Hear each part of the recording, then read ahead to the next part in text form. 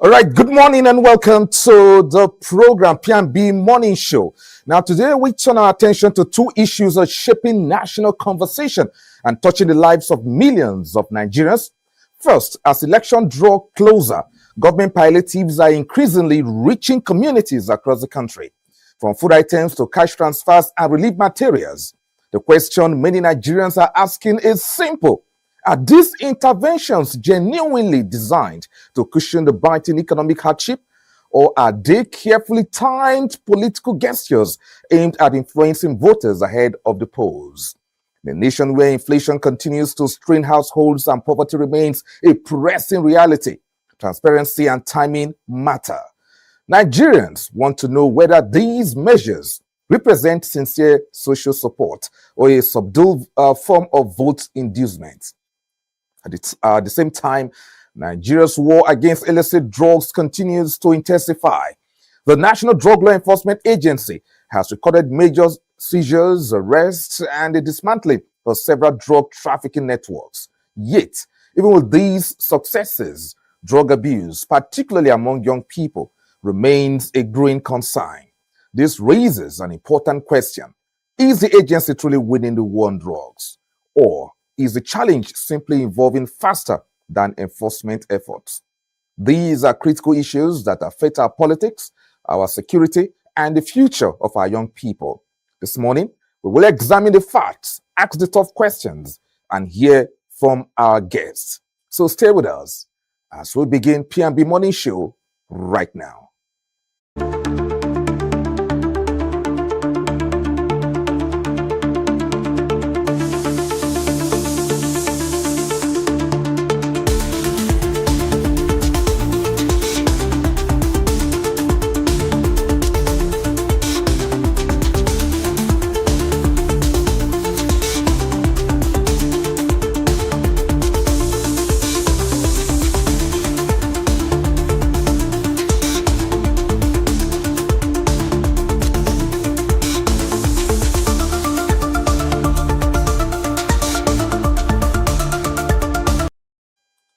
All right, so welcome back to the program. This is the P&B Morning Show right here on Politics and the Business Television, reaching you live from Abuja.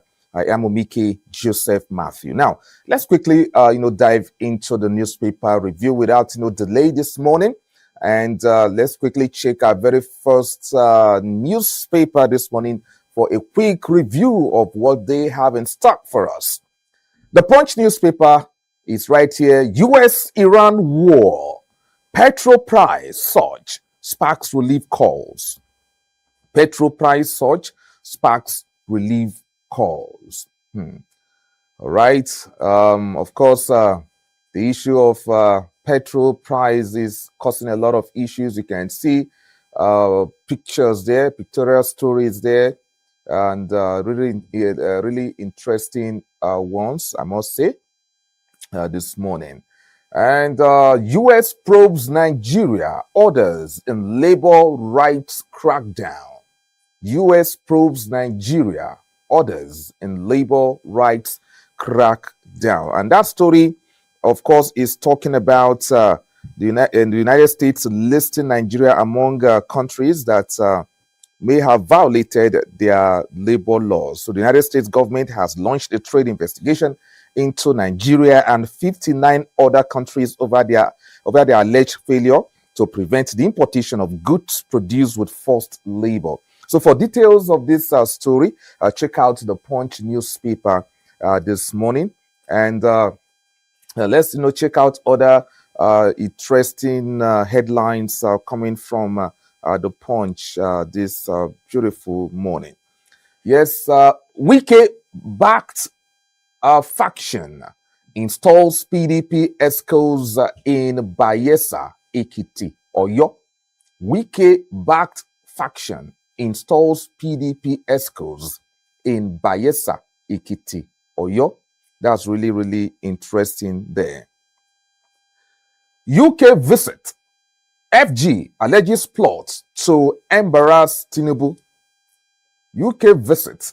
FG alleges plot to embarrass Tinubu. So check out that story there.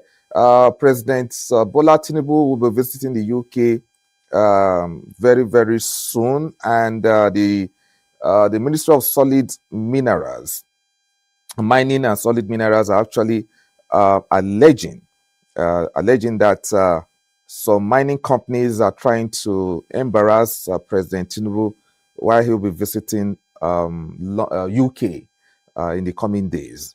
So check out that story there coming from the federal government on why a particular mining company wants to embarrass the president. So they are raising the alarm right now. Okay, so that's the Punch newspaper for you. So, suspected bandits nabbed near Akure Airport. So, all these stories, check it out on the Punch newspaper. So, we'll move on. We'll move on this morning with other paper. And let's check out which paper we have for you this time around. The Nigerian Tribune is next. The Tribune has this story: opposition parties, lawyers, CSOs reject bid to criminalize dual party registration. Opposition parties, lawyers, CSOs reject bid to criminalize dual party registration. According to the ADC, they say it is a self agenda. Okay. Amendment is unnecessary according to SDP, and so many riders to that story. You want to check it out on the Nigerian Tribune, the Tribune, I beg your pardon, this morning. Yes, the Nigerian Tribune this morning. Tinubu backs Nigerian media's fight for fair revenue from big tech, promises tariff relief. Tinubu backs Nigerian media's fight for fair revenue from big tech, promises a tariff relief. Middle East crisis. NLC demands wage award, cost of living allowance, tax relief. Middle East crisis. NLC demands wage award, cost of living allowance, tax relief. Okay, that's an interesting one there. So you should just try and check out that story there. The NLC is demanding wage award and cost of living allowance and tax relief for Nigerians. And of course, we have other stories there. State Police Delta approves construction of 25 divisional headquarters, SPU base, and that's Delta State now preparing for the possible emergence of state police. Okay, that's really interesting. Intrigues. House trading rock Ekiti APC over state assembly tickets. Intrigues. Horse trading, I beg your pardon. Horse trading rock Ekiti APC over state assembly tickets. All right. So these are some of the interesting stories coming from the Nigerian Tribune. Maybe one more from the Nigerian Tribune.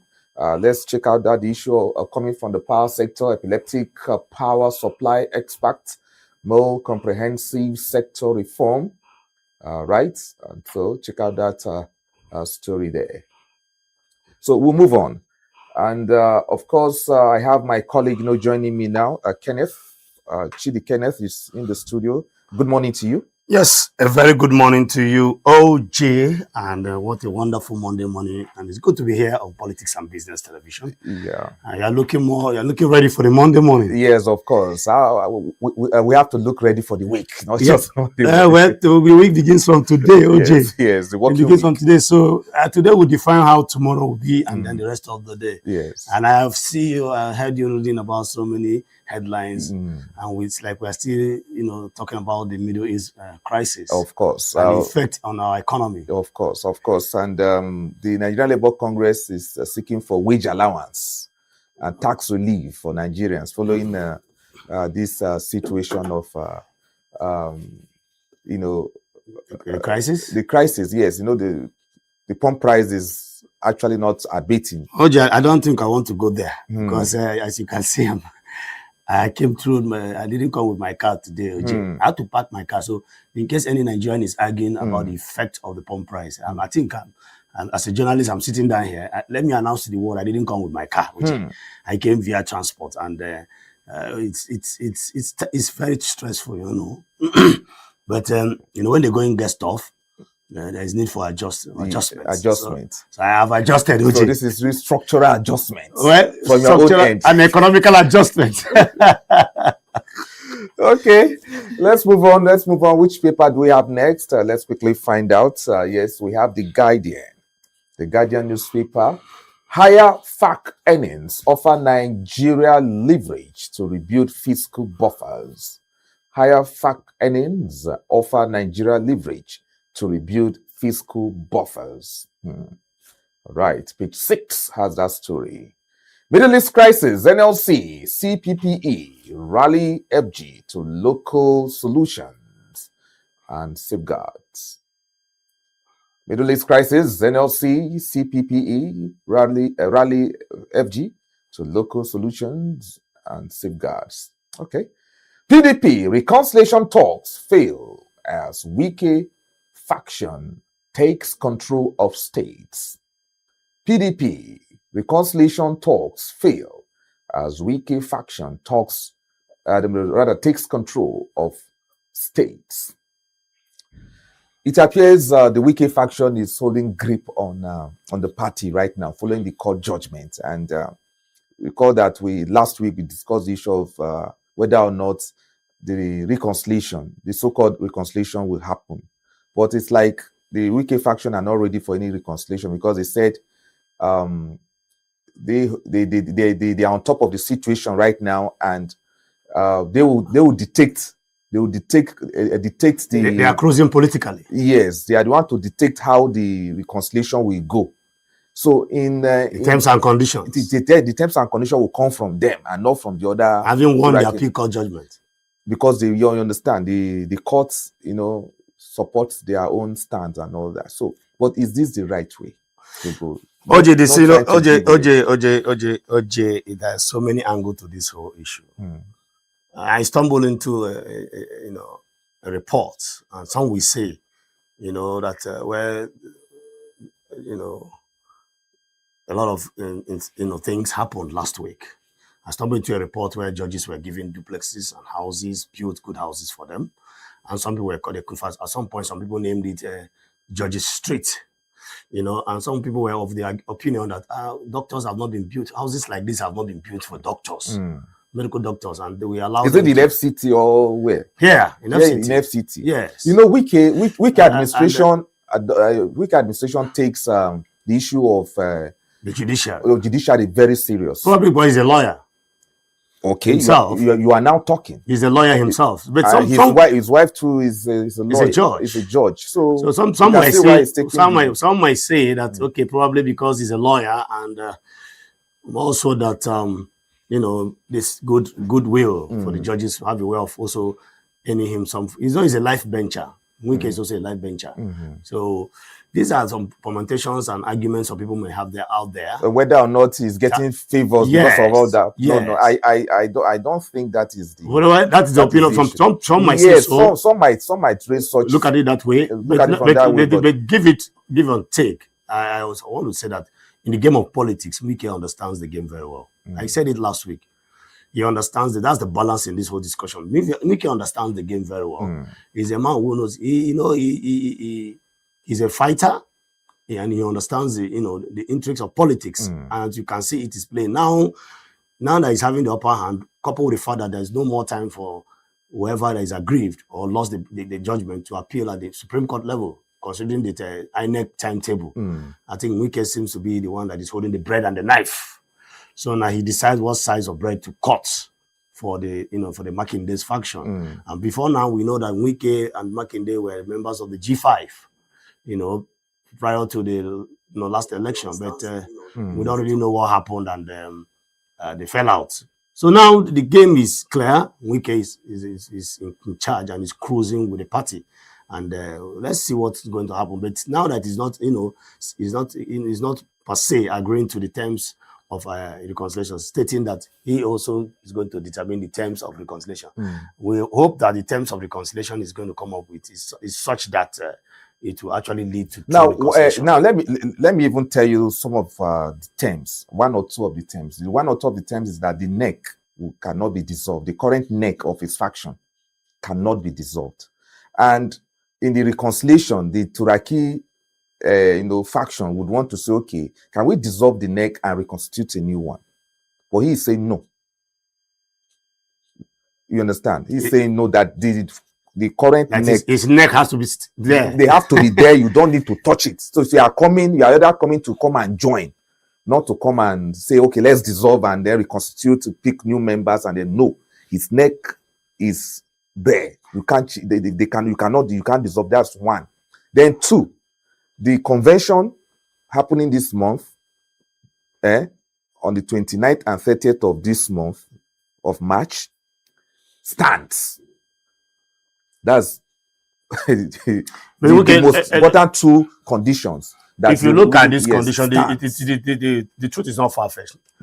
Wike is trying to establish himself as the final authority of that party as we speak now.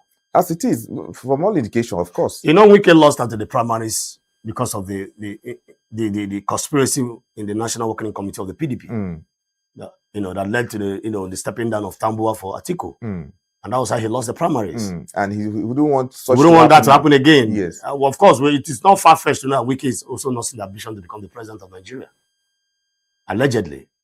No, I don't think so. He is. No, he is. No, the next. He is not in that ambition. Wike has the ambition, allegedly. I'm saying it, that he's likely to come out for the post of the president. As in now? Not now, 2031. Okay, you're talking about the future. Yes. Okay. Not 2027. He has the ambition.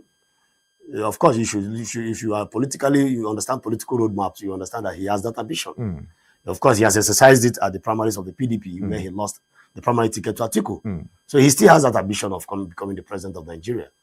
And probably, hopefully, 2031. So now Wike has not announced any political party where he belongs to. In as much as you might see him, he belongs to the PDP, of course, but he has not announced openly. No, he is a PDP member. He's a PDP. As we speak now, yes. Yeah, so you cannot remember the court ruling he is. Yes, but he is a PDP member. Let's not take that. He's a big PDP member. He has come out. He's a PDP member. This faction I'm talking about, is it not his faction? Okay, fine. Do you not call it Wike faction? Yes, there's a PDP member. But sometimes a journalist asked him, why are you not flagging the flag? Mounting the flag of the PDP behind you in your office. He said, does it matter? That's political talk. He said, does it matter? I watched it on screen. So he's serving the federal government, although the APC-led federal government. Yeah. So flying the flag of, he feels that, okay, no, there is no point flying the flag of PDP. That is why I say he's good at the game. So he knows that is politics. He's good. He's being very politically diplomatic in his choices and his actions too. But be that it may, like I said earlier, he has the ambition, whether you like it or not, and he's trying to set his structure. That is why you see these terms and condition. He is deciding it, and he's pointing out the critical areas. He's trying to avoid the errors that made him not to win the first primaries by saying, one, the National Working Committee will not be touched. That is where the real politicking starts. Because it's interesting to know that the last IU was the chairman then of PDP from the North Central. And again, Atiku clinched the ticket. And that was where the battle line was drawn. So Wike felt aggrieved, and they felt that, okay, this time around, this is my turn to set the structures right. And that is why you see him bringing out this what alignment and conditions. Yeah, from the stories you are getting from our national dailies, they are already setting the structures according to from their own side of the bargain in Ekiti, Oyo, and so on, setting the structures. Primaries, state congresses will be held from today and all that, and so they also they don't want to fall short of what happened to the other faction. They went to court. So they want to make sure that the state congresses are held before the national convention on the 29th. So like you said, Wike knows what he's doing. He's consolidating on his structure. Yes, we recall that one of the reasons why the court ruled against the Turaki faction is that in 14 states, congresses were not held. And that is the crux of the... As a shortfall, yes, of the standard. Oh, yeah. All right, so we'll still keep you posted with the developments coming from the PDP, and let's see whether or not this crisis will finally end the party called the People's Democratic Party. Let's see how it goes. Okay, so let's continue. Let's continue with the Guardian. Let's see which other stories we have quickly before we move on to our next, paper. UK MPs urge Starmer to engage Tinubu on Christian killings. UK MPs urge Starmer to engage Tinubu on Christian killings. This issue of Christian, so-called Christian persecution in Nigeria will not, or genocide will not just go like that. Anytime Tinubu goes out, definitely that issue will come out. But it's okay. It's interesting to know that the international community are also watching out. Yeah, looking at it, and everybody, the world, like you said, the world is a global village. Yeah, of course. So everybody can see everybody now. There is no hiding place in the world. So these are not the days where you say, oh, these things are not happening. You come to tell all kinds of lies. The world is global now. What is happening in France? You can see it right from here. You can feel it. It can affect you directly or indirectly. It's like the case study of the Iran and the Israeli and the American war. We are seeing it. We're seeing the pictures. We're also not just seeing it, we're even feeling it. We are feeling it. Okay, so let's move on. Let's move on now to our next paper on Q. And which one do we actually have? Let's find out. The Vanguard. The Vanguard is next. And of course, the Vanguard carries this headline: displays 3.7 million Nigerians now in 3,900 camps over insecurity. 3.7 million Nigerians now in 3,900 camps over insecurity. Wartime relics. Okay, trying to get that right there. But of course, that is what the headline is talking about. So 3.7 million Nigerians in displaced camps across the country. 3,900 camps. And we're not in war. Well, you may say we're not in war, but what else can you call it? Are we officially in war? No. Do you know what 3,000 and 3 point what? I mean, 3.7 million Nigerians 3.7 million Nigerians are not in their villages. They are not in their. How many are there? How many? What is the size of Ghana? What is the size of Togo? And you say we are not in war? Okay, the sad thing is that some of these people have PVCs and they vote. Our ballot buses go in there to go and for voting. Yeah, because I think in the last election, they teach the law. The Electoral Act then that, okay, those in the displaced camp should vote, and they just tilted. And you keep voting and your life is not improving. And sometimes politicians go there to go and even give them some palliatives every 4 years. Every 4 years, not after the election they are gone. After the elections they are gone, and you see people are there wallowing in poverty. 3.7 million OJ. Yes. And I asked, what's the size of Benin Republic? What's the population size of Ghana? If you take out 3.7 million away from Ghana, Ghana is almost done and dusted. Gabon and the rest of them. What are we talking about? And then we have the sad thing, like I said earlier, is that they are PVCs. So are you now saying that with their PVCs they should call for better things in their life? I don't know. Of course, that the campaign there is artificial. It's politically masterminded, allegedly. It's an offspring of the war between Boko Haram and and banditry everywhere. Which up to today, the likes of Gumi has come out to say that government knows every. So when you try to juxtapose all these things, OJ, you know that in a local palace, they will say monkey hand inside soup, where resemble human being hand. 3.7 million people in displaced camps. For crying out loud, OJ, we are not talking of 3,700. We are talking of 3.7 million. Not even in Lebanon, where Israel has taken the war to them. We don't They have don't even have such number. displaced numbers. Yes. Number of people. So, Ojo, what are we talking about here?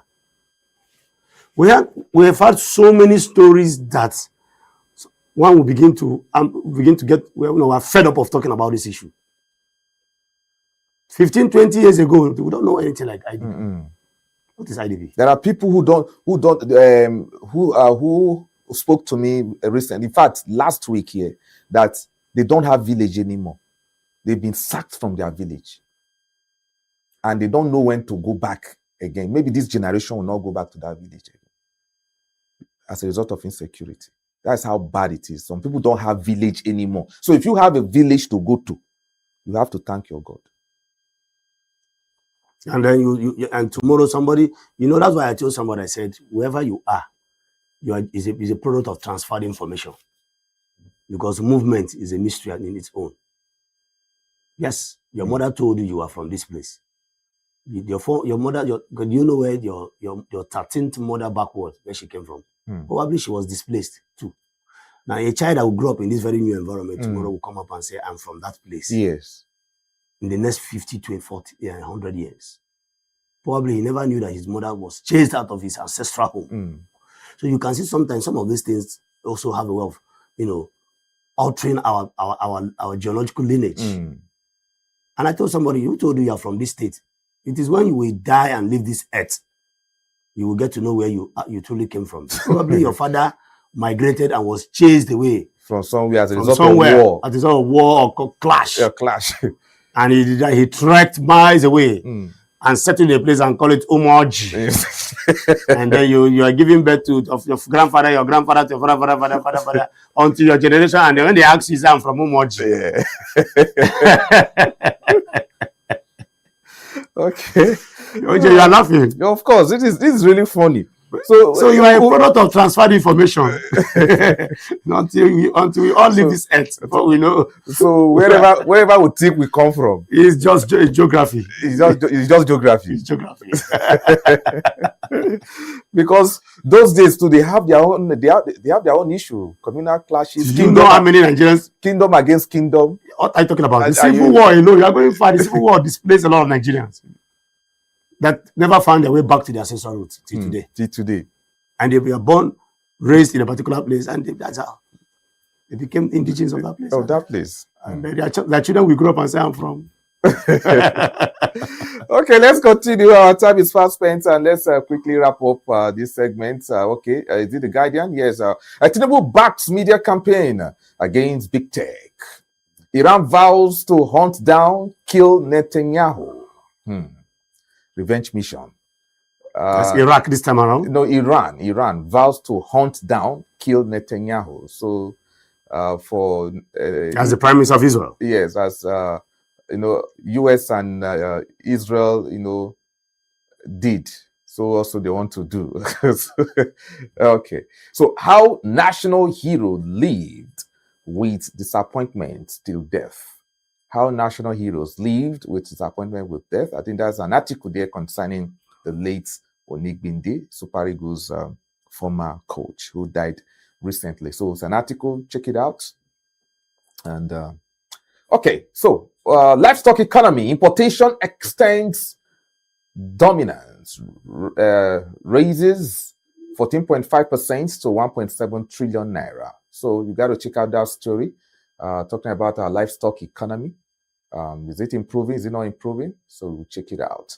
So you get the map of the illustration of the displaced Nigerians in 3,900 camps across the country as a result of insecurity. You check it out there on the front page of the Vanguard newspaper, where they are and all that across the country.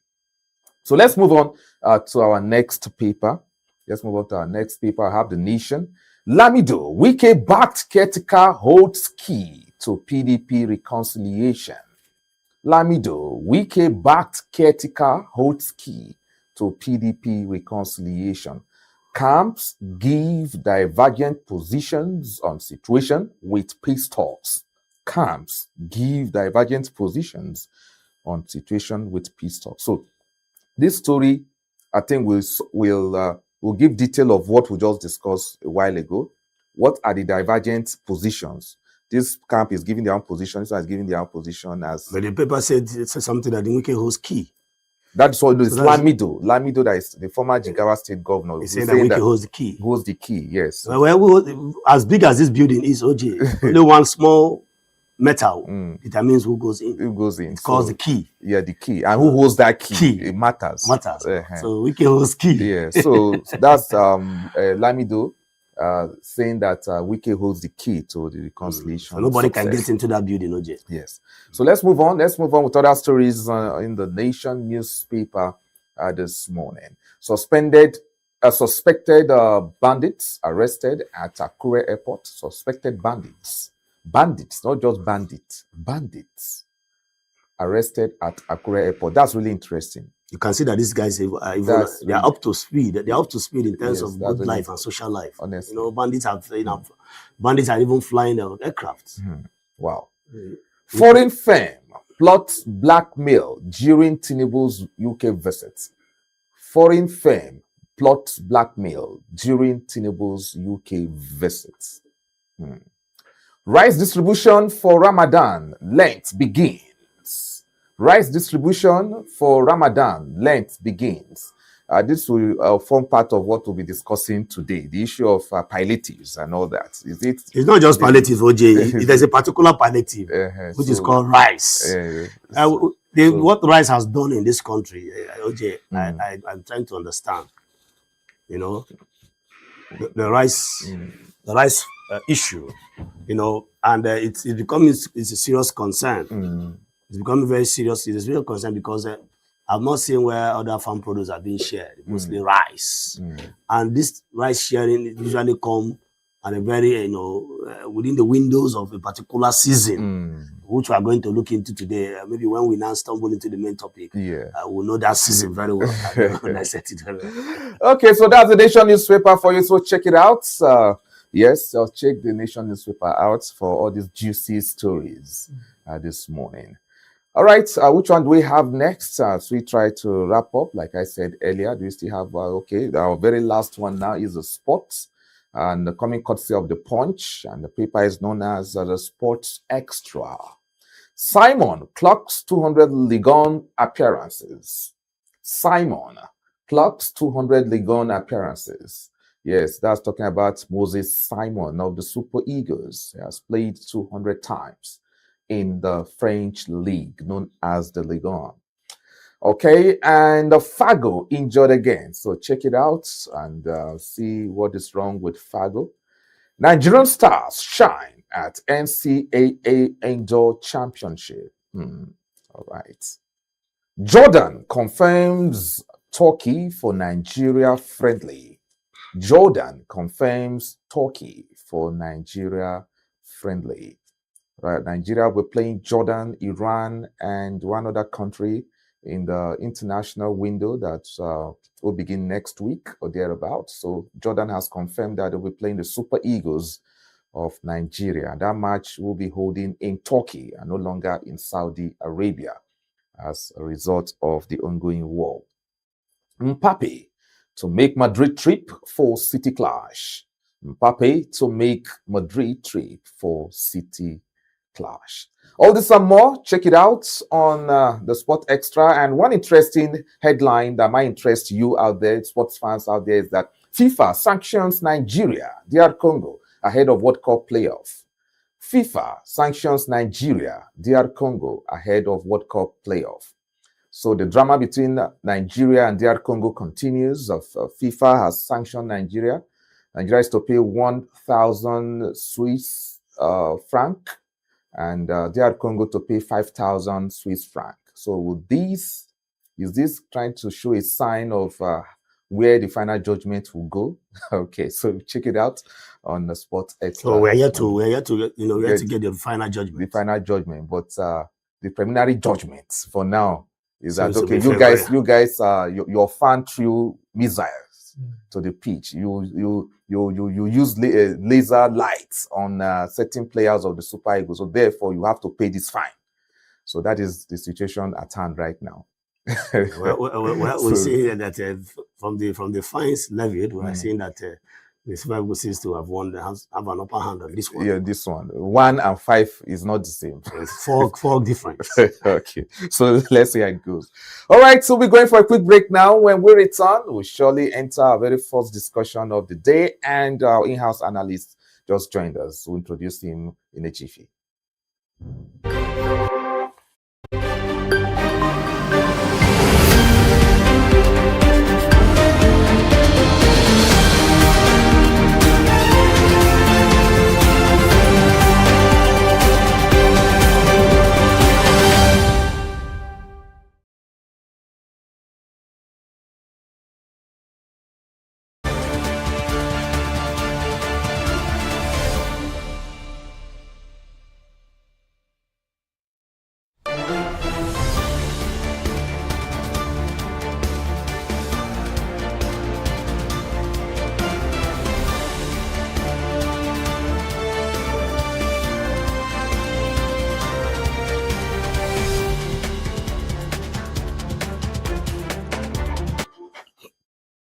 Right, you're welcome back to the program, the P&B Morning Show on Politics and Business Television Abuja.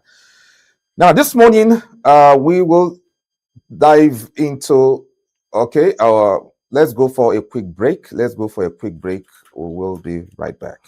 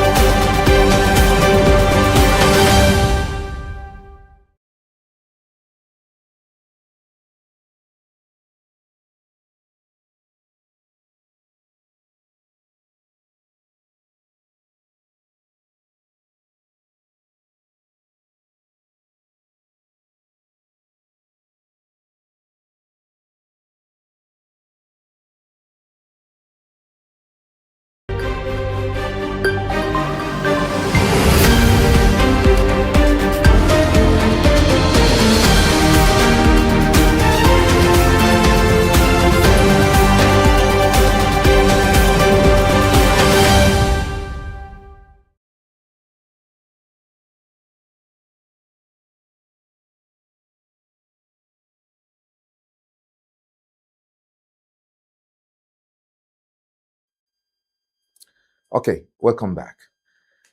This is a P&B Morning Show on Politics and Business Television. Now, this morning, let's dive straight into our very first topic, and I'm looking at the issue of palliative. Is it compassion or campaign tactics? Is what we are looking at this morning. So we asked a question many Nigerians are quietly debating as elections draw closer. Government palliatives are suddenly reaching more communities. Food items, cash transfers, relief packages. But is this really about easing the economic hardship Nigerians are facing? Or is it a carefully timed political strategy to win hearts and votes? In a country where poverty and inflation continue to bite, should palliatives be seen as genuine support or as subdued vote inducement? That's the conversation this morning on the show. Joining me is Ibrahim Shaibu, an in-house analyst, and of course, Chidi is also in the building. Good morning, gentlemen. Yes, good morning, OJ. All right, so we're looking at the issue of pre-election palliatives. Only last week, we had one major one in Imo State, where a group known as the City Boys organized an event where they give out palliatives to, they said it's, they call it, there's a language they use trying to call awareness campaign, awareness in the five eastern states, where they want to create awareness about elections and so on and whoever, but they now use the opportunity to give out palliatives to some Nigerians. And in the course of the program, some people came and disrupted the event, and that is what is causing a lot of controversy right now. So you can see from the picture there, where the event was marred by invasion of the angry youths. Yes, invasion of the premises, where all the things displayed, fridges, phones, sewing machines that were displayed to be given out to people were all carted away or snatched away, or as it were, or destroyed. And some may be destroyed. and of course there is a quick reaction coming from the City Boy movement, and let me quickly read out the reaction there.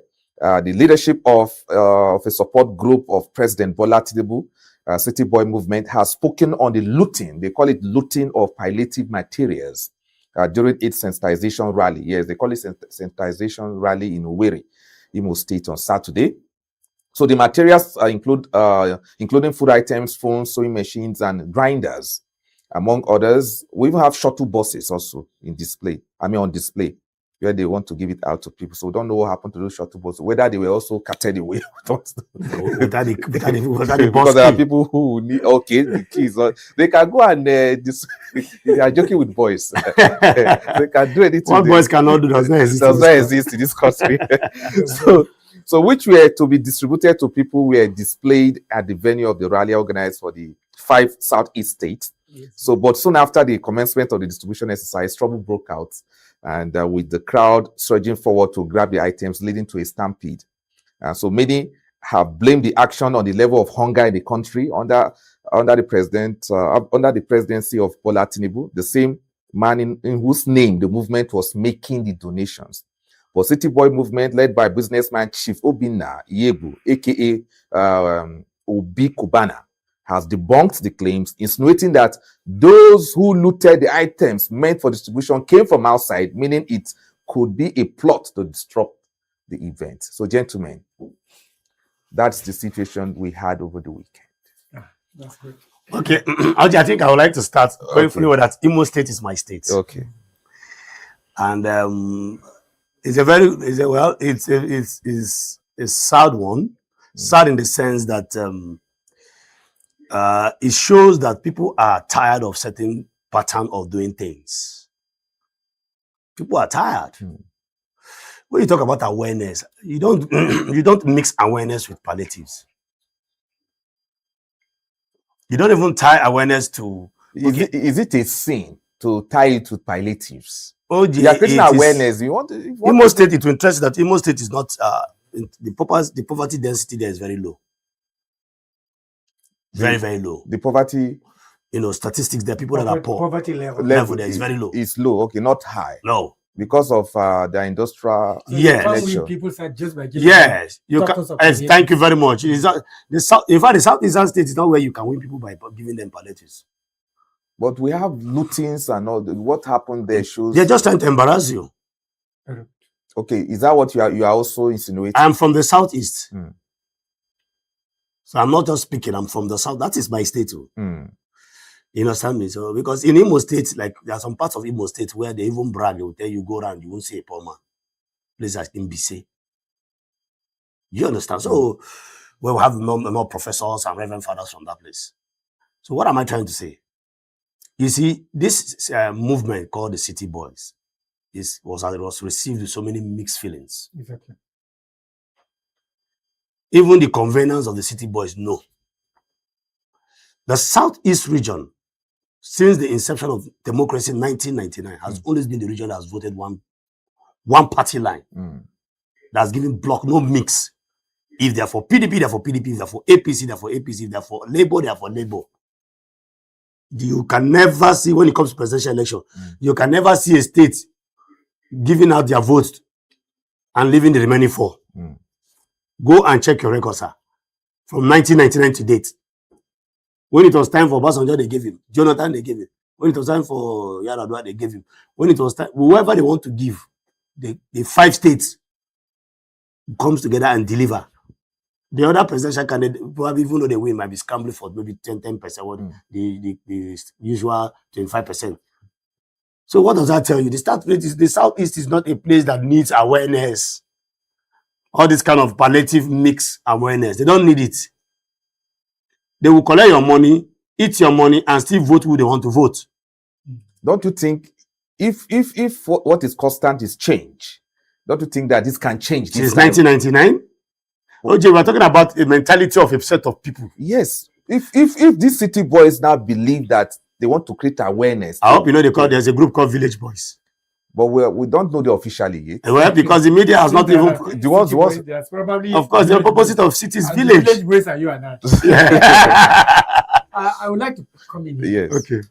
Although, Mr. Uncle OJ, you titled the program as a pre-election palliatives, I think I would rather title it pre-election deception and hypocrisy. Because this is the level to which the Nigerian politicians have disregarded the Nigerian electorate. It's an insult. I think the one in Imo State, just like my colleague here said, Imo does not have a high percentage of poverty. So there's no way you can even attack them with just a motorbike and other things. The insult is that when the city boys went to Kano, they gave us 2 mudus of rice inside leather bag and 1 bag of money. And they are bringing machines here. And they are bringing machine here. This is insult. And then this is just to tell you that you see the way they rate you. Our politicians and cooked food. I'm telling you, cooked rice. You see the way they rate you. Have no compassion for the poor. They can only visit you. That also shows that, in fact, there is enough to go around in this country, not necessarily around election period. With this poverty that people are suffering, with this rise, with this increase in petroleum product prices, that people are finding it absolutely so difficult to survive. You still find time, because it's just around elections, just around the corner, to start naming something palliative and going around the state, deceiving people. No, they didn't call it palliative. They say sensitization. Whatever name they gave to that one, I call it hypocrisy and deception. It doesn't matter. Why didn't they do it before now? Oh, a year into office. Why didn't they do it before? It goes around a particular season in OJ. They go around the states doing all this nonsense. It's stupidity. In fact, they are telling Nigerians that you guys are fools. We know when to come and visit you.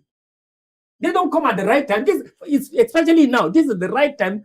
Just in our previous discussion, I tell you, it's about time now they started thinking about some cushioning effect, something that can make life easier for Nigerians as we battle this increase, as we battle this crisis that's going on in the Middle East. Now, gentlemen, now you guys are saying that this is hypocrisy. At least, Mr. Ibrahim, you say hypocrisy and trying to play on the sensitivity of Nigerians and all that. But we have a video where a woman was praying for President Tinubu. It is part of the hypocrisy. So maybe if our producer can play that video, will be. This is it.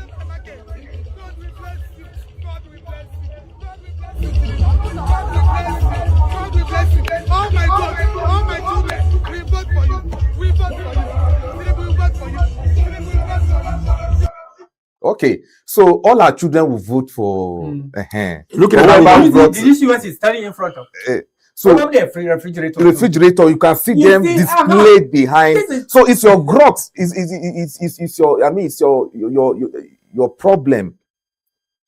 I mean, it's your from your own analysis. Yes.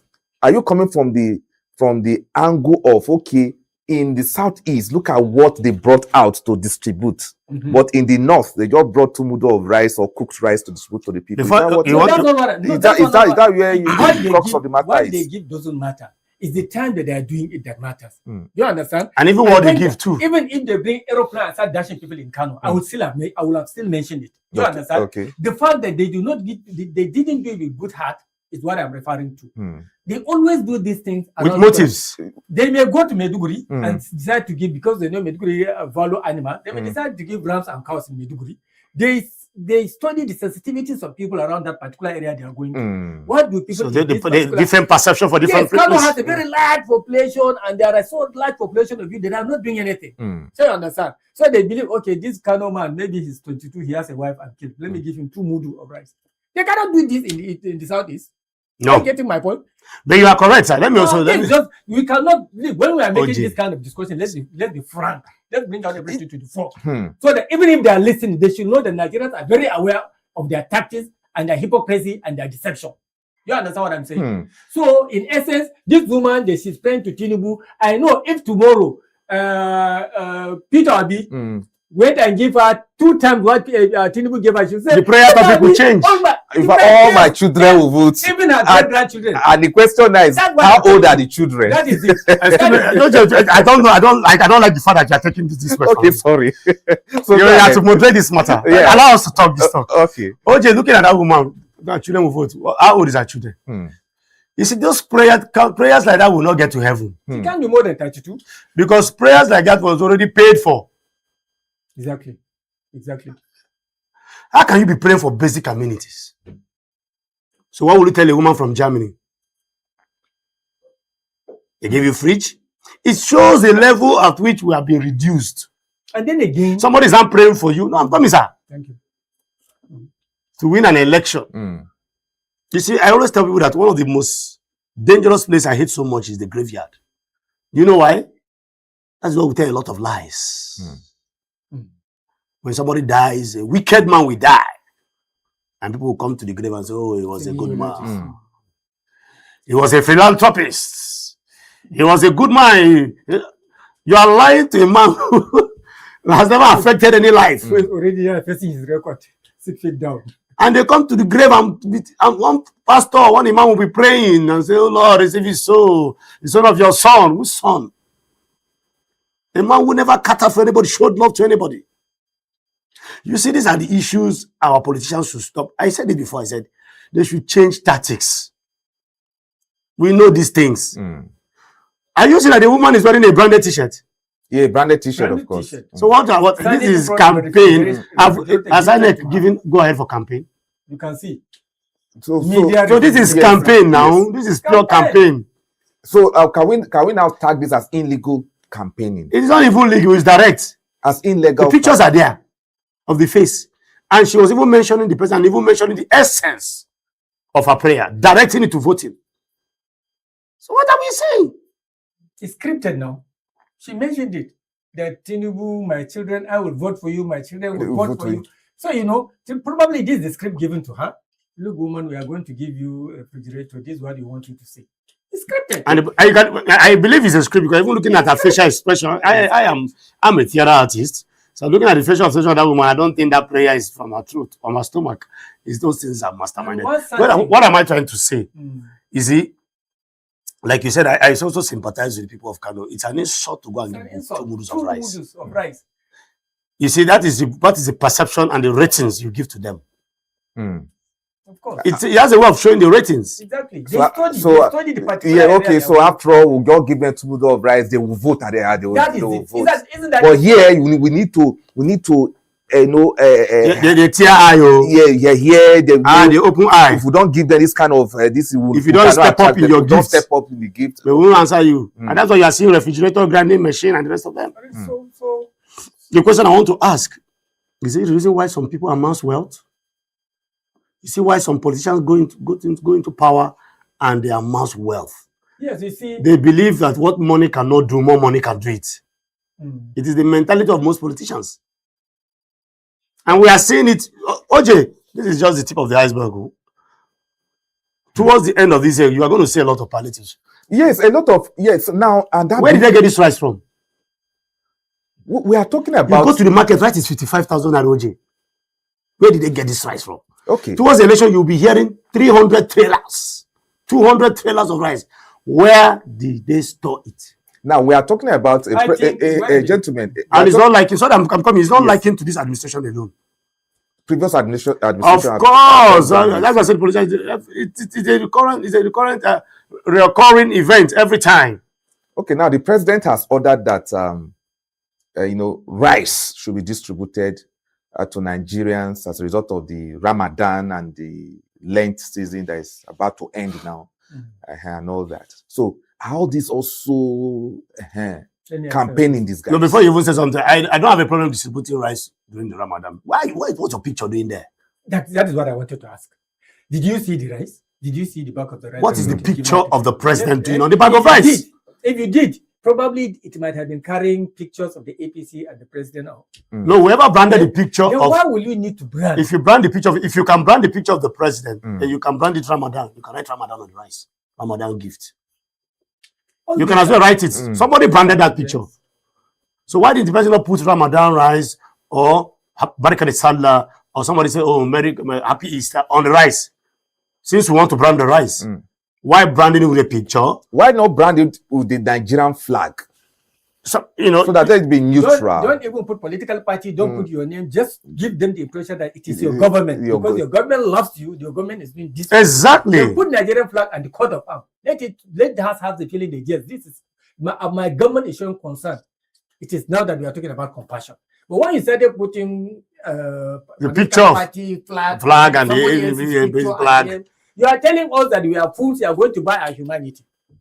And then again, one thing that Nigerian politicians do is that by the time they find themselves in position of power, they will subject you to high level of poverty to the extent that you have no option than to always follow them like a dog following its master. Do you understand? So I always keep referring to this statement said by one minister in this Abuja, a serving minister, that forget about those so class of people. When the times come, we know what to do to them. They will be begging to sell their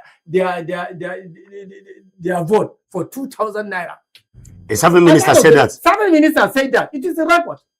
And there are people in the north that always keep this kind of thing as record. When the times come, they will show you that you said that. Do you understand what I'm saying?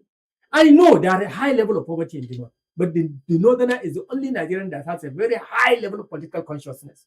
I'm telling you, no matter what people try to look at us from the other part of Nigeria, call us uneducated, call us illiterate, call it whatever you know, but we know that we are very, very politically minded and we know what we are doing. The North might not be abreast with Western education, but they are abreast with their natural education, even their local education. Like I said before, this education thing is just a rebranded form of transferring knowledge. So there are proverbs in my place that have stronger meanings than the one from the Western world. It's not this education. That is why we missed it now. It is now becoming glaring that the Western education doesn't put food on your table. It doesn't. Because we were told that, oh, if you don't, that is why even in marriage, you see a man that will not marry a girl because she cannot pronounce certain words. I have seen one woman that said, oh, the girl was introduced to the mother, and the mother asked her, which church do you attend? And she said, Catholic church. Because it says Catholic. Because she said Catholic. The mother said, no, this family is very educated. We have, my children went to best of schools, and that the girl is a bush girl. And that was how this guy did not marry this girl. And went to marry the one that can pronounce the Catholic Church. And today that guy is in hell. You know, so it has transcended down to that level. So they're not saying that the North is not educated. Like, I can tell you that the man in the bush has a radio. That's the assumption. There's BBC Hausa. It's not even true. It's an assumption that I want to use. There is BBC Hausa. No, it's not. That's what I'm saying. I'm with you, sir. There's BBC Hausa for crying out loud. Whatever is said in English is translated in Hausa. Am I correct, sir? Exactly. So what are you talking about? Exactly. What are we talking about? Hausas are the only Nigerian that you can still find with the transistor radio in their homes. In the bush. You are talking of homes. Yes. The cattle has all the political programs in all the radio stations in the world. The local Hausa man that has never been to school is following it religiously. So what are you translating? And that is coaching him. That is telling him how that's showing you how politically minded the northern Nigerian is. Even here in northern, irrespective of where that northern person is from. Do you understand? Even people from Benue State, people from Borno, people from deep jungle in Taraba, they are aware of these things. Do you understand? Because Hausa seems to be like the lingua franca all over the world. So they listen. They know where the political mind is. You are even going for Mr. Shaibu. Here in Politics and Business Television, we have Hausa programs. Exactly. Exactly. I can assure you, I'm from the Southeast. With due respect to my people, we don't have time for we're not politically conscious.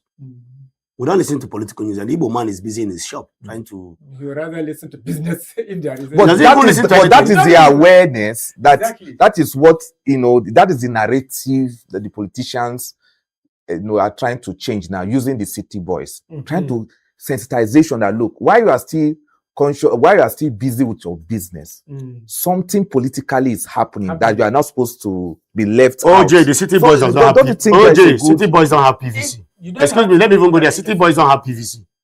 You sure about that? check the demography of voters in Nigeria. It is the village people, the poor, the nook and crannies that vote. Exactly. Greater percentage. OJ, I'm saying it authoritatively. I'm on air live. How many lawyers and doctors go out to vote?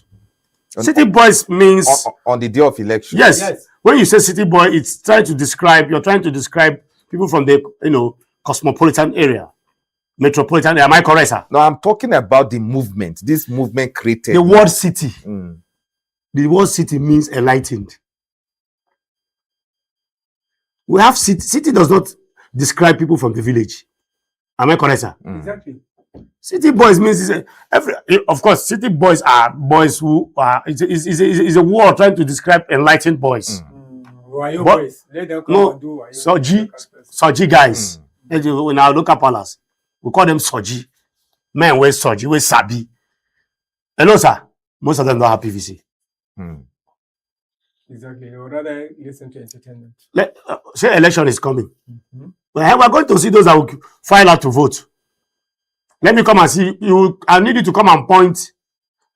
How many city boys protect ballot box? Who wants? See, at the end of the day, we'll go. Thugs, are they city boys?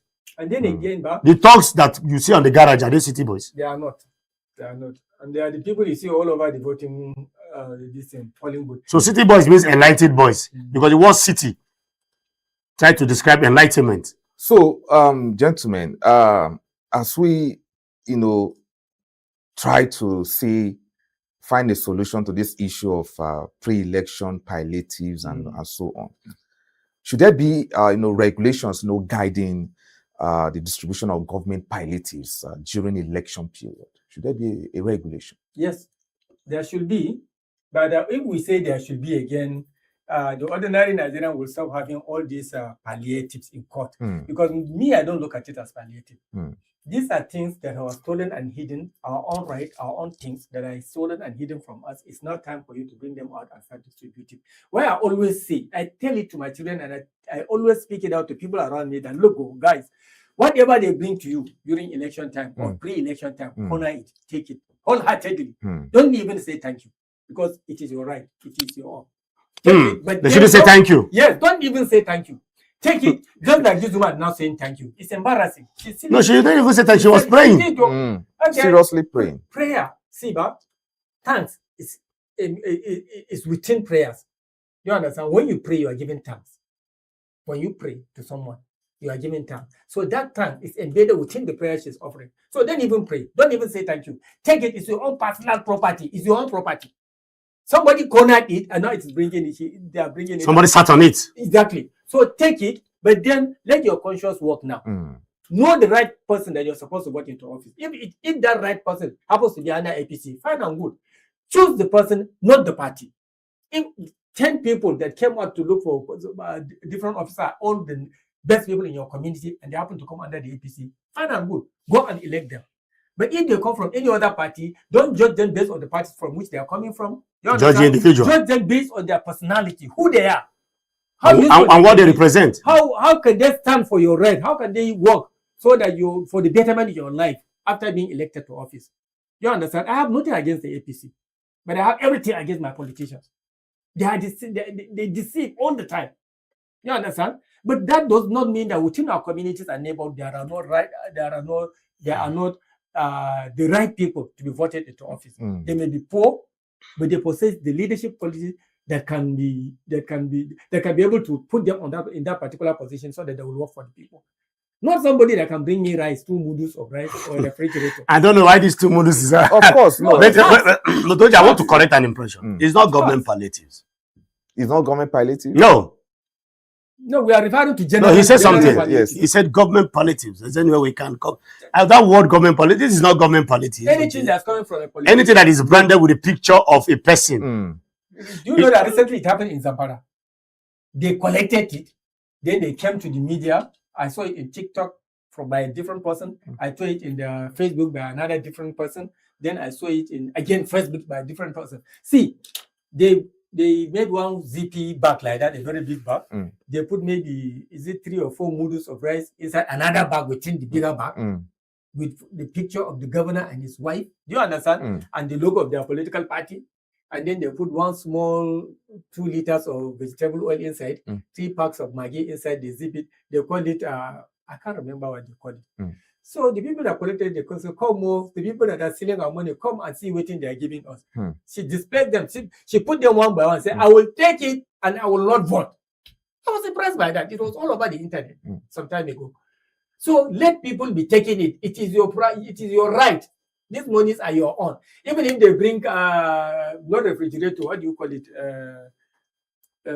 Air conditioner. Air conditioner. You understand? Even if they bring car, take it, don't say thank you, and then go and look for the right person to elect into office.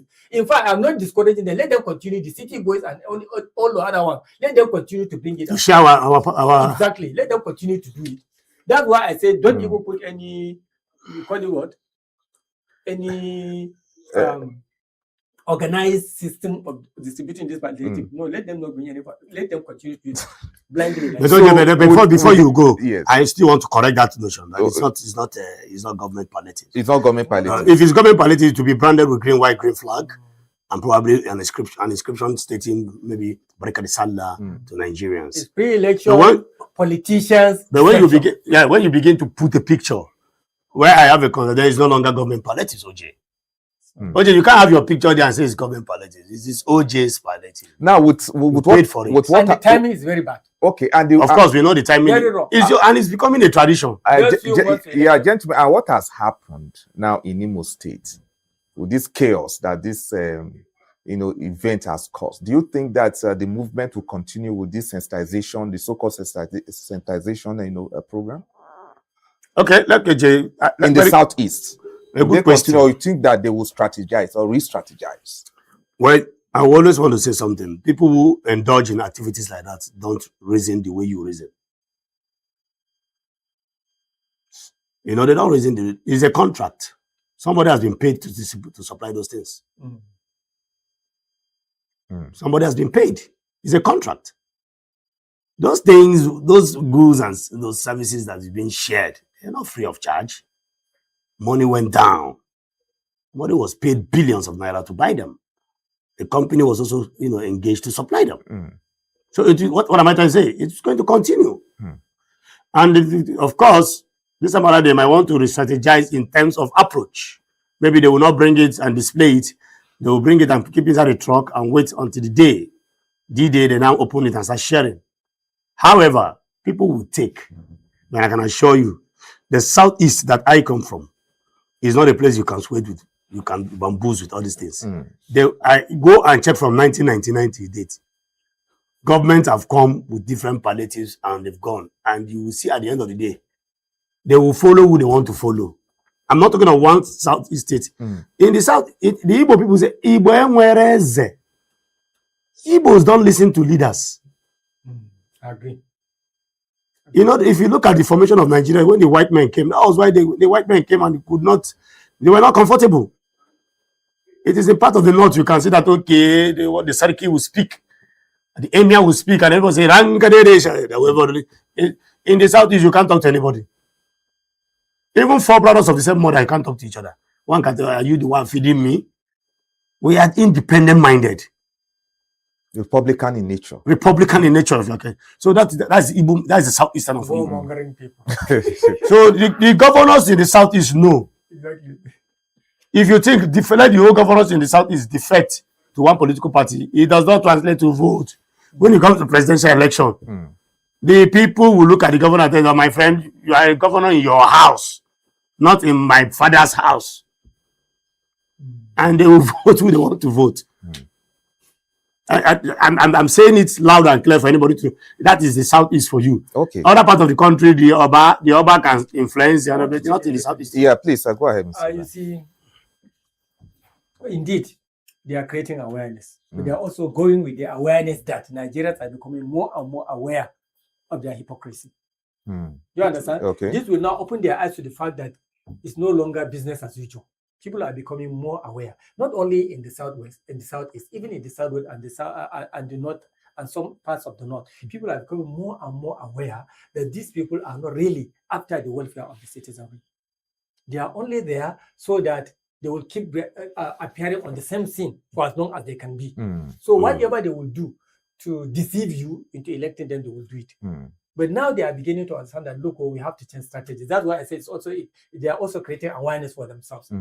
They will now go and back and re-strategize and say, okay, now what are we going to do next? You understand? They know that these things is no longer paying them the way they want. And they are very much aware that it's not every time that they bring out this thing to give to people that the people will now, based on that, go and vote for them. You understand? So whether they re-strategize or not re-strategize, my advice to them is this.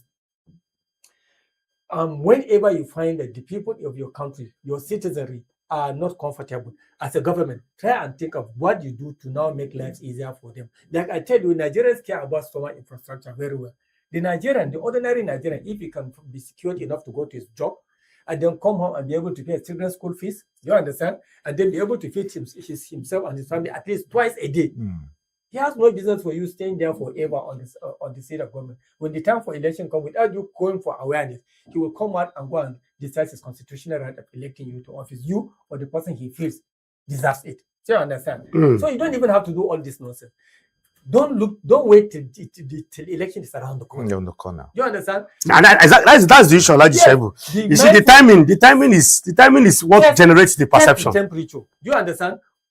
For example, now the temperature that we are under now, because of this Middle East crisis, prices have gone up. These are the times the Nigerians will need help. You understand? Probably this palliative now they are doing coincides with the time, that with the right appropriate time. But not with the picture. But not with the picture. Not with the picture. The problem there is the picture.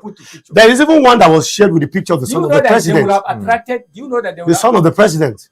Of course, there are. Have you seen that one? Yes. Of course, there are. Yeah, of course. I've seen it once. Tinubu. Is it an official? Is it an official? Is the son of the president? Is there any office for the son of the president? No, of course not. No, that's giving you. Is the son of the president an official in the government? Is it not a family matter? There's something in the office. That's what this is indicated. Go ahead. Yeah, yes. So, you see, do you know that they would have attracted more love, more attention, and then more good feelings from the people if they had just marked those bags with the Nigerian flag or the coat of arms and just say this is palliatives or maybe help from the. You don't even need to say the coat of arms tells it all. The flag tells it all. Irrespective of any individual, they will say, okay, this guy now is beginning to think about his own people. But this one that they are putting APC, you are putting pictures there. You are telling us that fools. I'm here again to deceive you. That's just it. Okay. Metaphorically. Gentlemen. There's one other last thing that we must look at before we go. That is the issue of disruption of events. You know, in recent times, that has now become like a norm now in the country, where an event will be disrupted by unknown people. Last week, ADC are having their event in Cross River State, and their event in Calabar and one other place I can't really remember now. It was happening in Edo. It also happened in Edo, where the event was disrupted.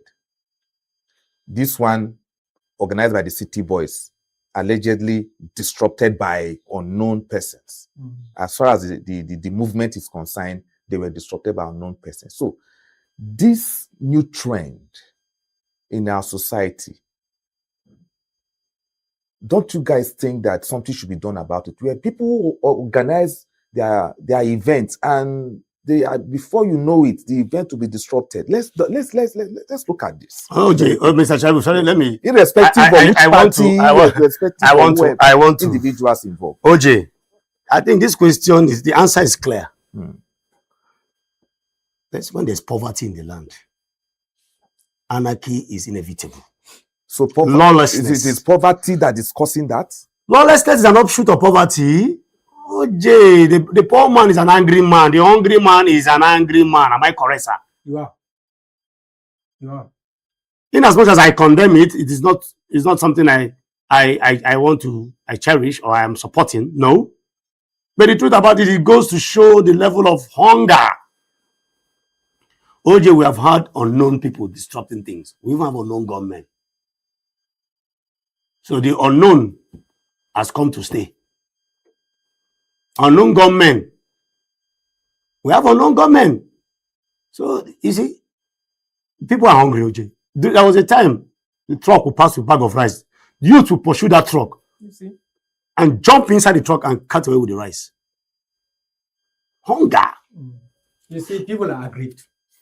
People are aggrieved to the level that they know that they don't have a caring government in place.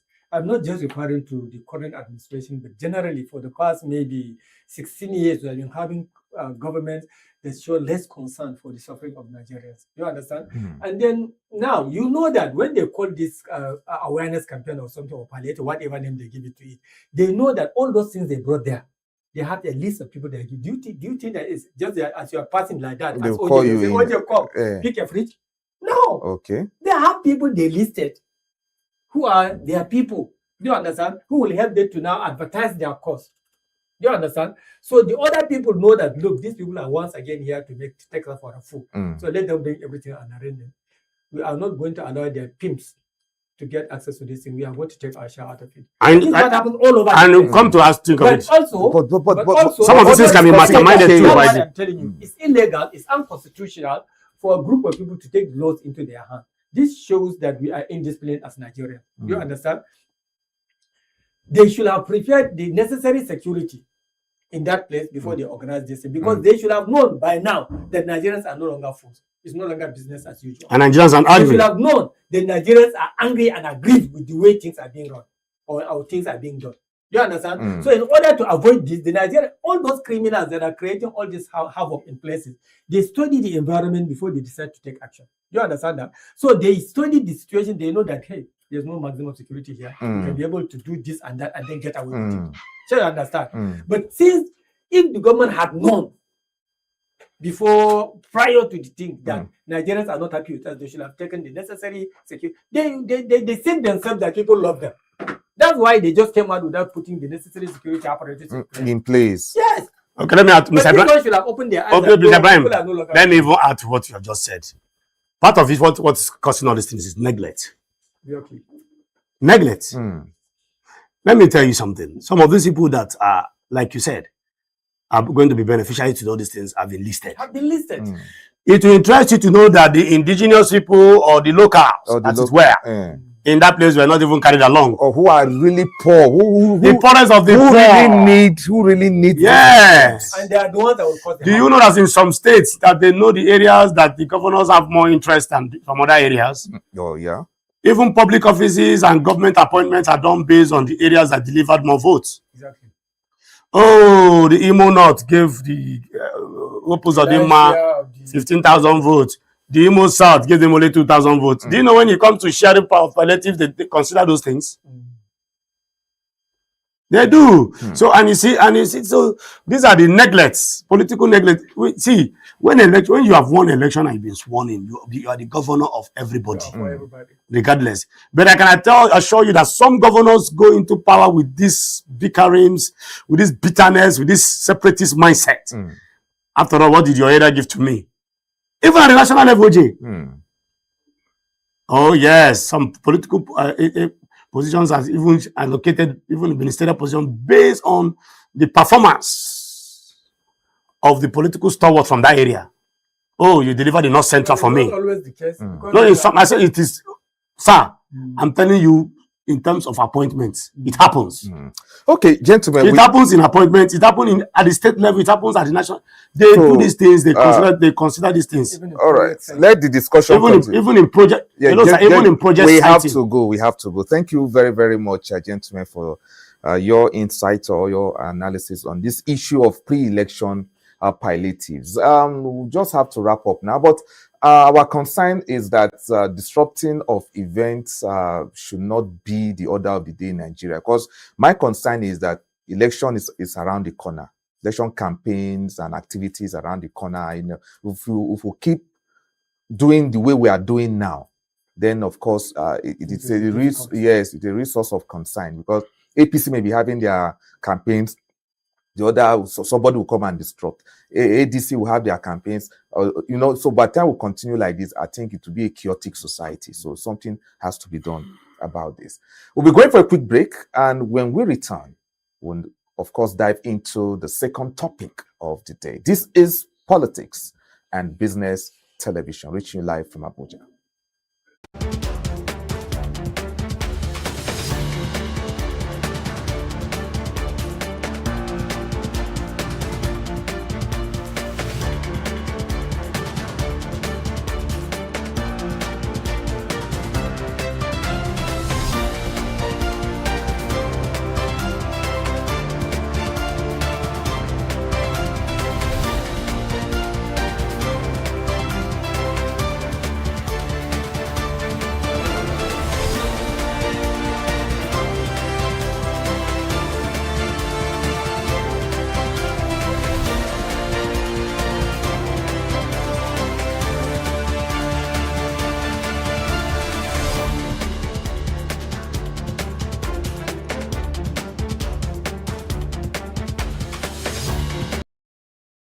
right, welcome back. This is the P&B morning show right here on Politics and Business Television. Stilemino Miki, Joseph Matthew. Of course, the other gentlemen are still in the studio. Ibrahim Shaibu is still in the studio. And of course, Kenneth, Chidi Kenneth is also still in the studio. So let's dive into the issue of drugs. Yes, the war on drugs.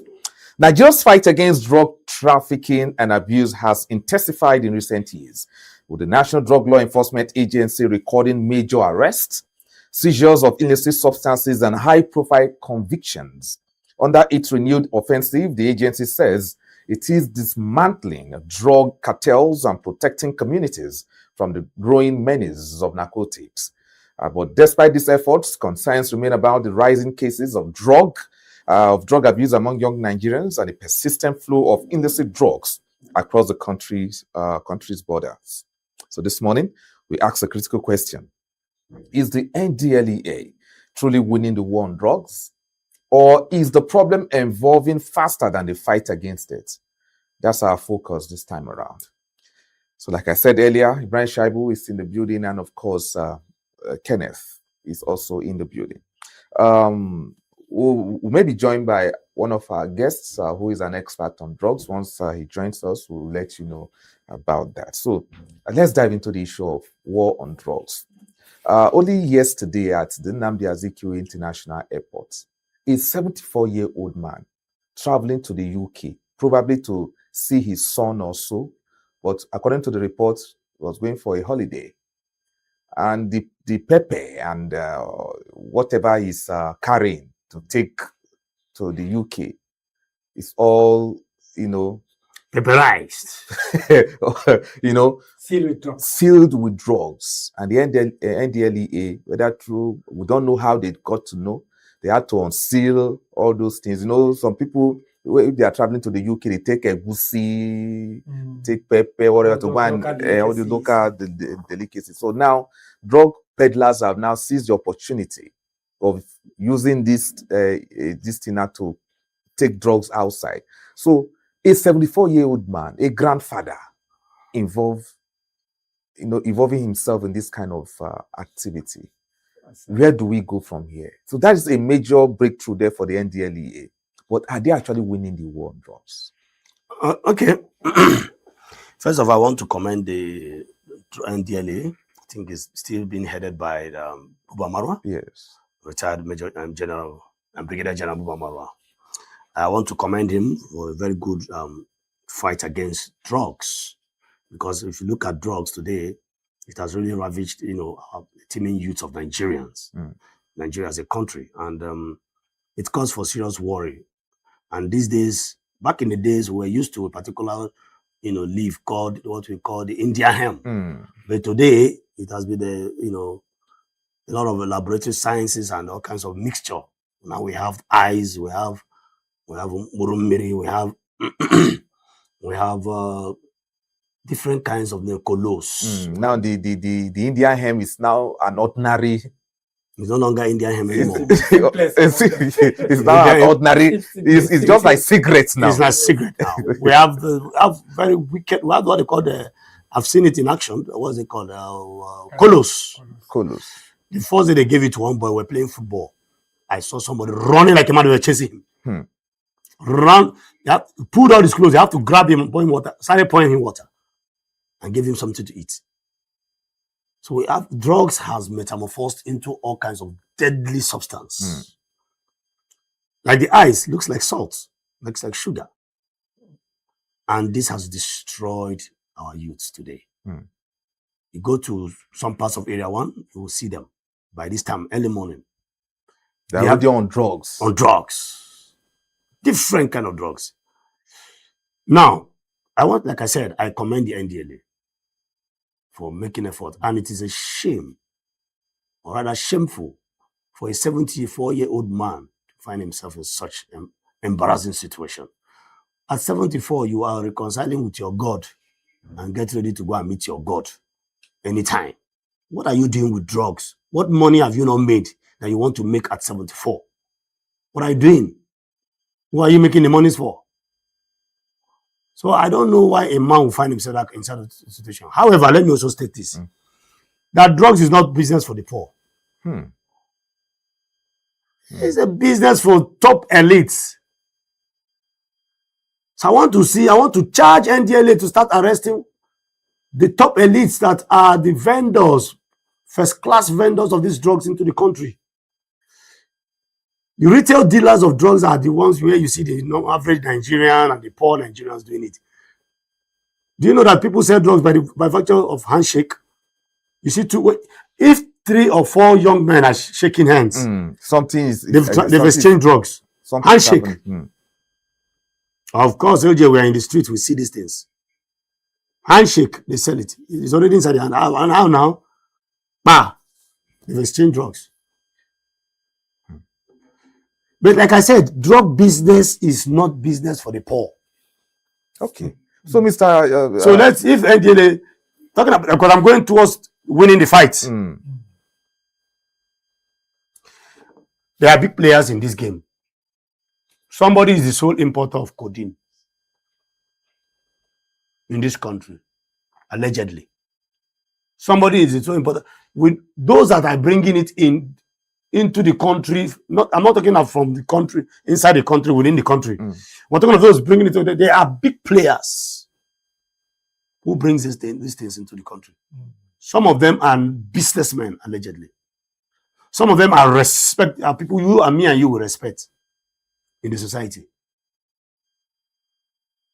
But we only have it's only the soldiers that have been arrested. Those are, That is what I'm saying. So if you're talking about winning the war, First of all, I want to see, I don't know them, but I want to, like I said, those who are bringing it in large quantities into the country, they are not poor people. Okay, Ibrahim Shaibu, your take. Is there NDLEA actually winning the war? Despite all these seizures and what have you? We can't say they're actually winning the war, but they are winning a lot of battles. They are making great seizures. They're making good efforts. Then they are creating awareness against the usage and then trafficking of drugs. They are also breaking the international cooperations about this. You have to remember that Nigeria is a transit route for all these drugs that are coming in and out through South America, then Asia, and even parts of Europe. So it's very difficult because the more seizures, the moment they make a very great seizure, then new supplies are just coming in because Nigeria happens to be a transit route. So you understand? So it will be very difficult for them to do that. But then we have records that have a great amount of seizures have been made, especially between 2004 to 2005. I think I saw the statistics, it was very, very amazing. But for them to win completely or to just appear as if they are winning the drug law, there are so many things that needs to be considered and looked at. For example, what they do mostly is to arrest and try people that are actually selling it. What do you call them? The peddlers. The peddlers. Most of the people that are being arrested are the peddlers. Just like my brother here said, the big barons, what we call drug barons, are rarely ever being arrested. And then even if they are being arrested in the past, you can hardly see them being tried in the court of law and then prosecuted. Unless we see so much of that, we cannot even begin to say that we are about winning. Not even winning. We are about winning the fight against drugs. Because if a country happens to be a transit route, it is always very, very elusive to win, completely to win the drug law. Because those people are very smart all the time. And like you said, they are always rich, very highly rich and very connected. The more you are trying to beat them, the more they are trying to beat you too.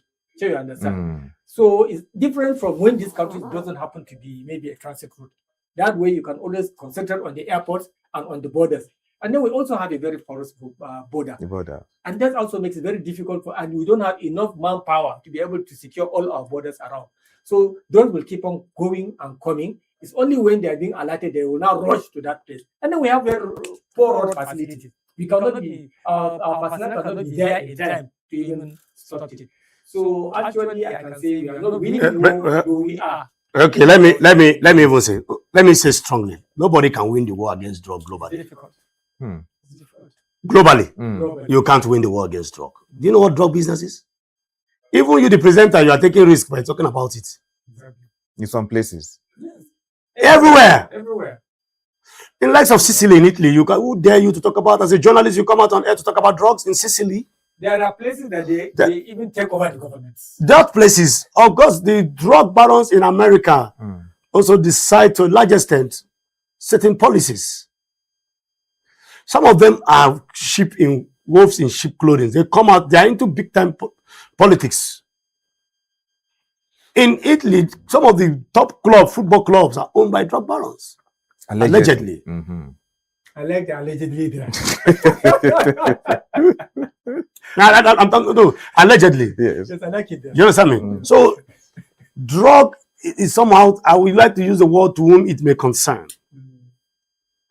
It is not a battle you can win globally, OJ.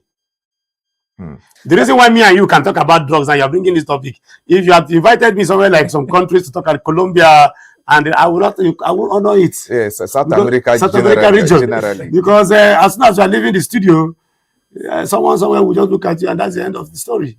That's the end of Solomon Grande. Okay, so let's now narrow it to Nigeria. Now, why we've been talking about the peddlers, the barons, you know, I think our main concern is the youths who are into taking of this, because they are the people who take the final end users, the end users, they are the consumers, and that is a big problem. So can we now say, here in Abuja, we know where they sell these drugs, and we know where all this, like you mentioned, Area 1 and all that. You see, you go there at this time of the day, somebody is already high on drugs. OJ, frustration. So is it poverty? Frustration, OJ. No, frustration, OJ. Economic frustration? OJ, not just economic frustration. There are two ways of taking drugs. You understand? There are two ways of taking drugs. There are those who take drugs not to make themselves mad, to become hopeless to the society. There are people who just take it for fun.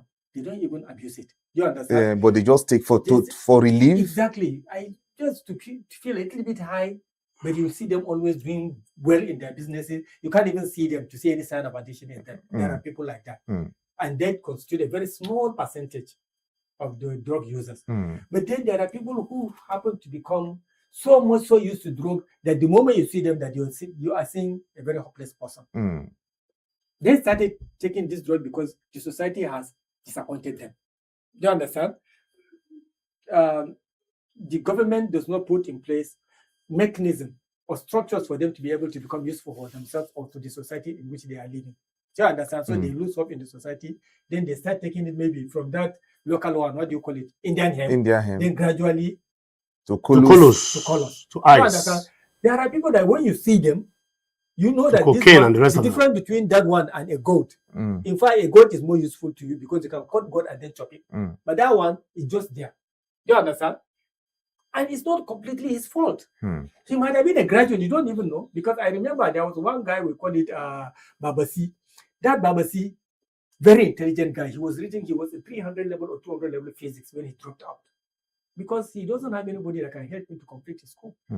And he now went into drugs. He went into his drugs now. He will just, do you know what? You will be walking on the street, he will just stop, and then he will start to give you some calculus equations, physical equations, long calculation. Communicating with the gods. It reached to the extent that students who are doing engineering or physics in university, they will come, bring him problems. He will solve for them. Then they will give him some small amount of money for him to go on. You continue with his there are people like that. What you are trying to describe here is that some people's hopes have been dashed. You know, it will interest you, OJ, let me tell you. My little understanding about human psychology made me tell you that there are personalities who have the high rate of entering depression easily when they don't achieve their dreams. In fact, the season where we are, at the particular month where they are born within the time now, they are like that. Once they set a goal and they don't hit that goal, they enter depression immediately. And to get out of the depression? So they take drugs to stabilize their mind. That is it. You understand me? Some of these things are also product of bad upbringing too. Bad parenting. You take cigarette in front of your child. You smoke in front of your child. With this kind of children, we have to say, if you take in fact, my little daughter will ask you, Daddy, what's this? Is it juice? And these children are watching you. Some are also product of hereditary. Because according to Mizola, the theory of the multiculturalism, he said that that there's every likelihood that you are going to take after your father 90% of his habits. So heredity too can also play a role. If you have a grandfather who was into drugs and a father who was into drugs, there's every likelihood that the child, yes, become a victim too. Smoking. So these are the factors. Frustration is part of them. Poverty too. Thinking, worries. Really affecting our youth. It's affecting us, especially like you said, when people are, you see a graduate who cannot find a job for years. Honestly. You know, and he's not built to do business. He cannot do buy and sell. I thought I have a brother like that. If you give him 10 million naira and open any business for him, 1 year time that business will be closed down. But if you put him in the business sector where he can earn salary, it's not there. Just a few years ago, I heard that the banking industry is giving out grants, but you'll always find out that that grant doesn't reach to the people that's supposed to reach. You understand? So people at the top will now corner it and then do one kind of mago with it. So many times you will see that government is giving out grants, or maybe government in collaboration with some international bodies are giving out all those grants, but it hardly ever reaches the people that actually are meant to be. Okay, yeah. You understand? Yes. Most of the time, sometimes you will find out that it doesn't even leave the government coffin. Yes, I see civil servants having access to those grants. Exactly. Civil servants will now corner it, and then the government will forget, and then they will go and give some stupid papers to the international body that supported million youths. They can even organize people that they will send the international organizations to come and make their confirmations there. Let me also tell you that most people take drugs too. Some people cannot do anything meaningful without taking drugs. Some people cannot write a standard, a comprehensive speech. That's why I said there are two types of drug users. Yes. There are people that just take it for fun. I have seen a man who wanted to go inside his reading table to read and come up with some very beautiful intellectual ideas on paper. And before he would do that, he must smoke in him. And gradually to get the inspiration, in quote. Talking about inspiration, then talk about musicians. A lot of musicians take drugs to get inspiration to sing. Some of them will tell you that the best of songs drops into their mind when they are on something. When they are on something. I think they say there's a devil inside that. It probably is. I'm telling you now. They begin to they call it the representation of the surreal. The representation of the Satan. Of the surreal. So you see, that could be a perception because it's a perception because it works for some of them, OJ. Yes, that is because you believe that. I want to with OJ. Yes. I hope you know there are some people that cannot be searched at the airports. They are more with the diplomatic passports and the rest. Yes. And some of them allegedly too have also. You know what I'm talking about. So why are we saying all this? Why are we touching all this angle? Is that the NDLA should also look at all these angles because, sir, musicians take drugs. Many of them. We know that before they perform, before they can, face these thousands of their fans, they do. We do. But I think our main concern is the youth.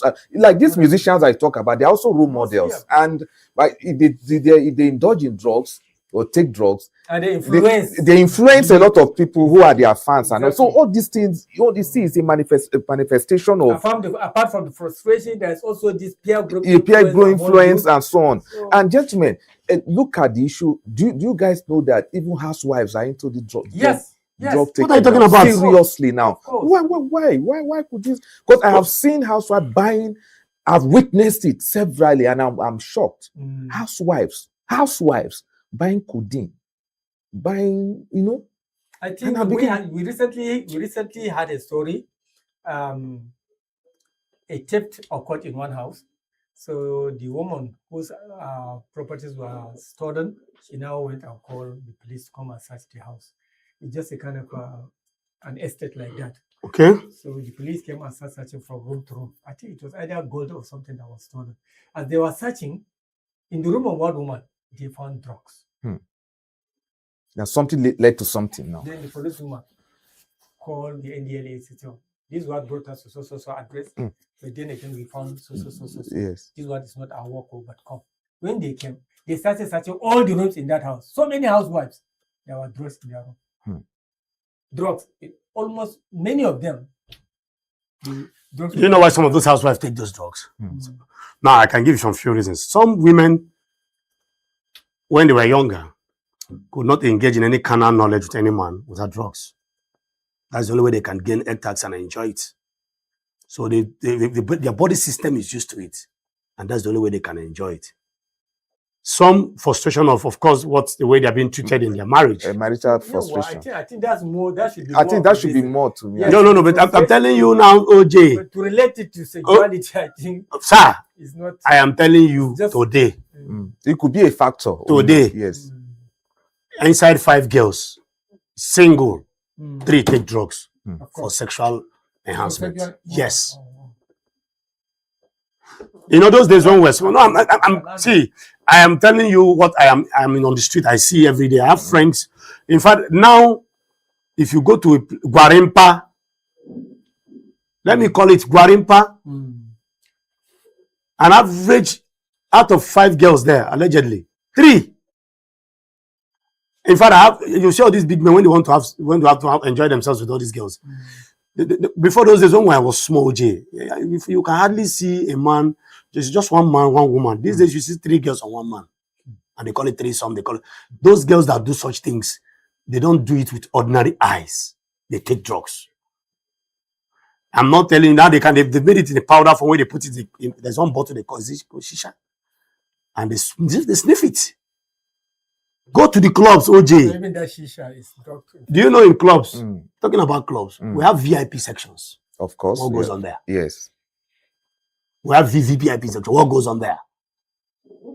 And the agency. So what are we saying? These things. What goes on there? OJ, if you think I'm like one of these Fridays, I will take you to one of the big clubs and then we'll see if I can find a way to the VIP lounge. Up. What goes on there? Those girls that do strippers, that strip themselves naked to dance for those big men and all kinds of immoral things goes on there. You think it's just normal eye? It's difficult to do it normal. A woman, beautiful girl, who undressed completely. I went for a bachelor's eve in this city. I couldn't stay there for 10 minutes. Every girl that was serving drink in that bar were all stripped naked. Drug. Naked, nothing on them. They were the ones serving drinks. Naked. You see a beautiful girl that God created naked serving you drinks. So what do you think? You think those things are just look at their eyes? You know they're on something, drugs. So what can the NDLEA do?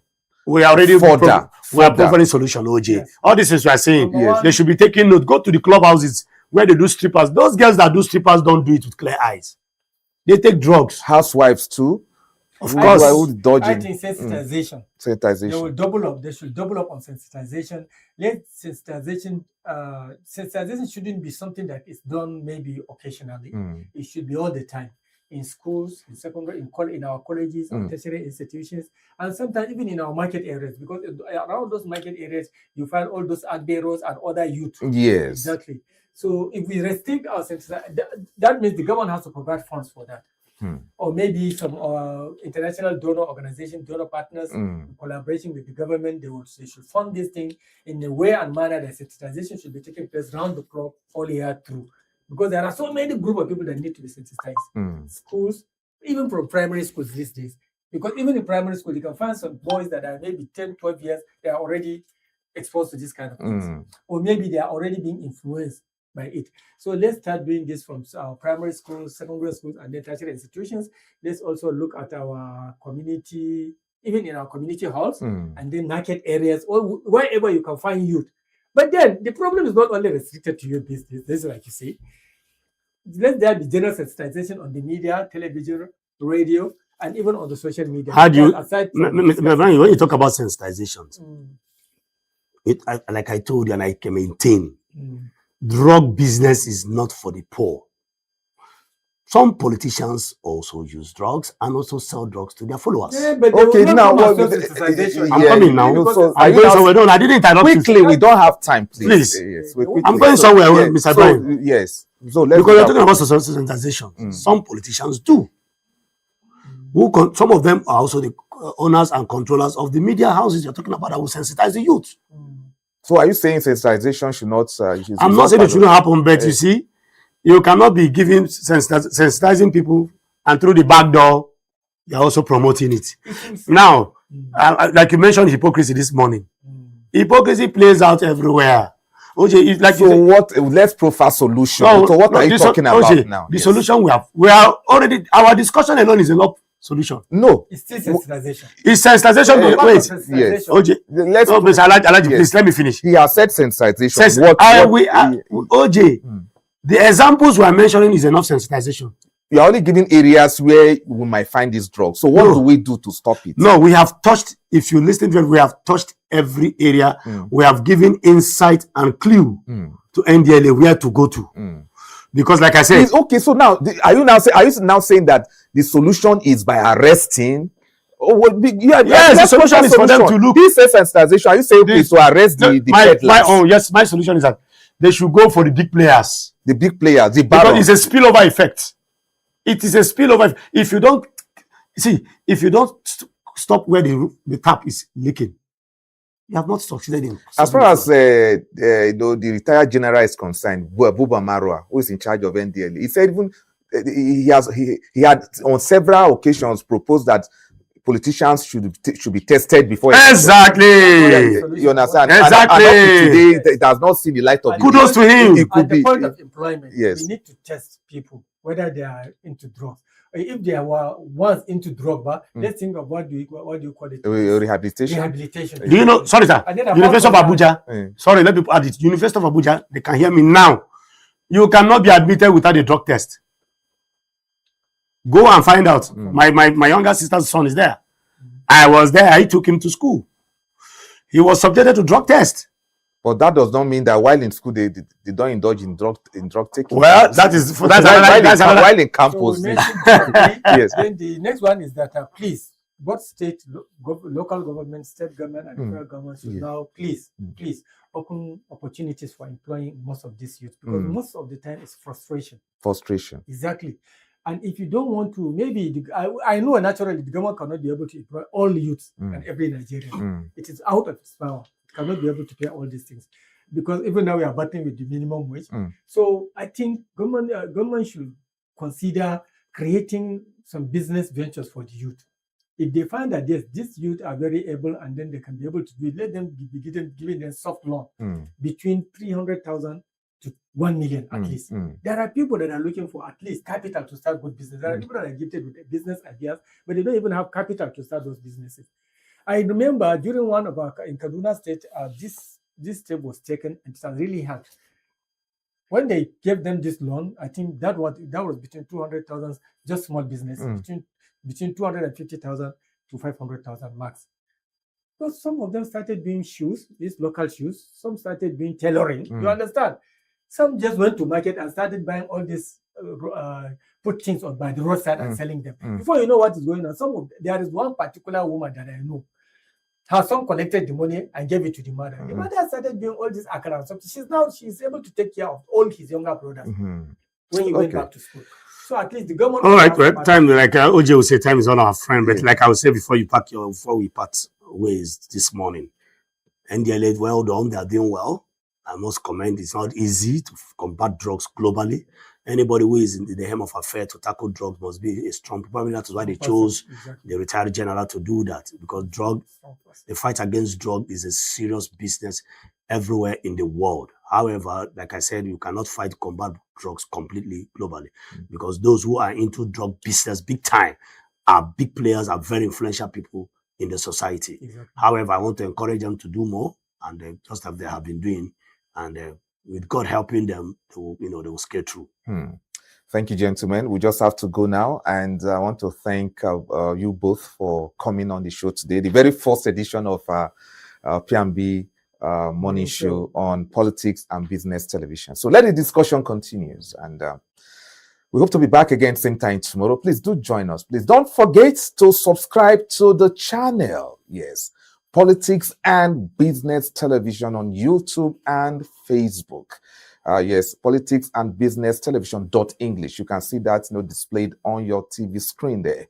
So please, all you need to do is to subscribe, and let's build this channel together. I'm Omike Joseph Matthew. On behalf of the team, we'll say bye-bye and God bless you.